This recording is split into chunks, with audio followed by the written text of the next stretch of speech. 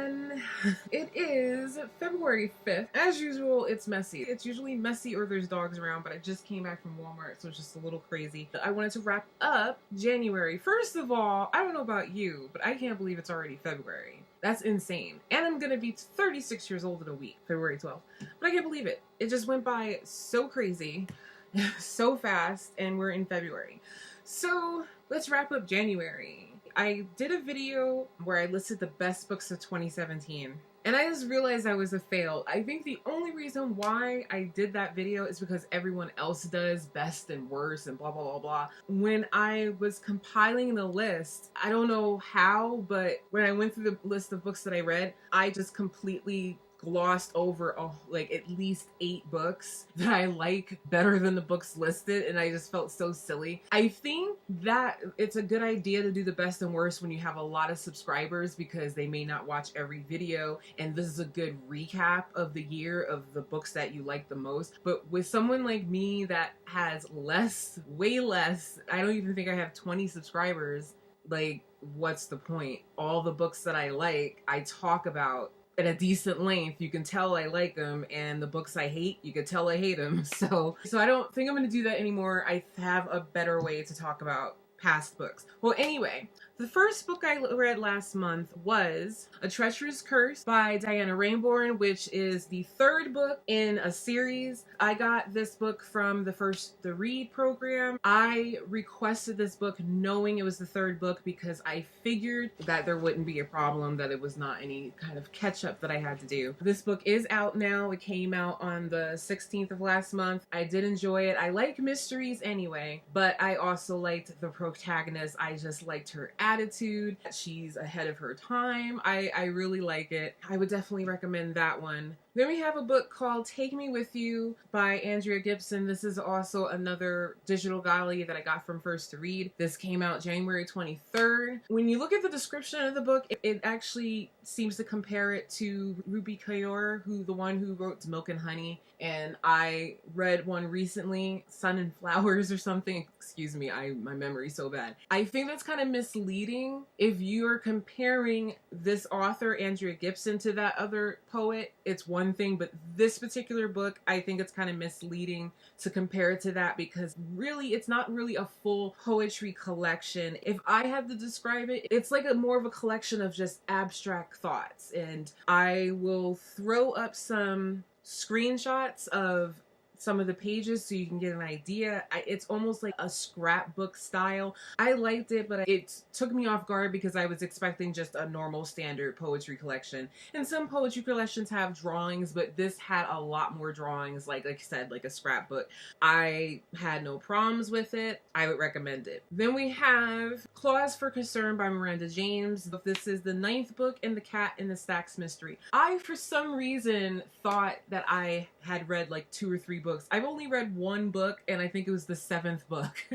I really like this. It's considered a cozy mystery. I do like cozy mysteries because it's just your normal, everyday protagonist. The thing about cozy mysteries is that they're not as bloody, so if you don't like hard-boiled, cozy mysteries are for you. This book comes out February 20th, and this was also a digital gallery that I received from First to Read. I was really looking forward to this. Because I only read 1, I don't know if this happens often. This isn't solving a current death. Like the first book I read, there was a body discovered and then all heck breaks loose. This one is Charlie Harris, the protagonist, deciding that he wants to go after a cold case. So I don't know in the series if this is like the first time that he's solving a mystery that happened years ago, or if this is mixed in. I really like it. I've read a couple of cozy mysteries, and I think that this is probably my favorite. So next is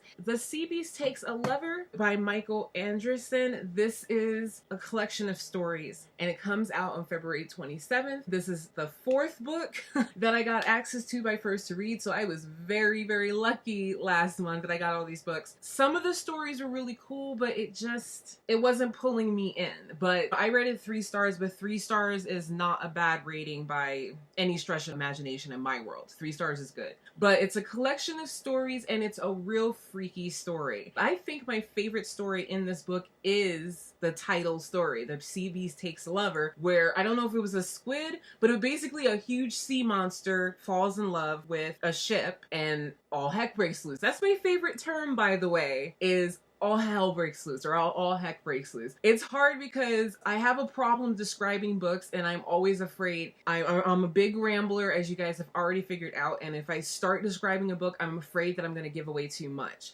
But that's kind of impossible when you have a story collection, but just know all the stories in this book are freakish. And some of them are depressing. There's a book about a girl that was born without a head. I would recommend it just because it didn't blow me away doesn't mean anything, because there's not that many books where I'm like, oh my gosh, 5 stars. I would recommend it. And once again, it comes out February 27th. I found this at the library. It's been a while. I haven't read a lot of graphics lately, and I found this. This is called Motor Crush. This is a couple of comic books combined in here. This is volume 1. I love the artwork. I thought the artwork was really good. It's just the story itself doesn't interest me, but there's nothing wrong with it. I read Nevermore. You saw me open this up in book mail. This is the first in the series. I like this one. This is a juvenile book. I really like it. I think it's great. It almost reminds me of Harry Potter in the sense that you have this kid that is treated like they're nothing. She's supposedly cursed, so nobody wants to deal with her. And then next thing you know, she's brought to a completely different world with magic, and people find out that she's extremely special. And so she's coming of age real quick in a different world. She was expected to die because every child born on this certain day dies on like their 12th birthday or their 11th birthday, but she's supposedly cursed and she's given a second chance. So this is the first book, and I'm looking forward to the next book. I would definitely recommend this. The library already has a copy of this, so I'm probably just going to donate this one to a thrift store. And that's it for January.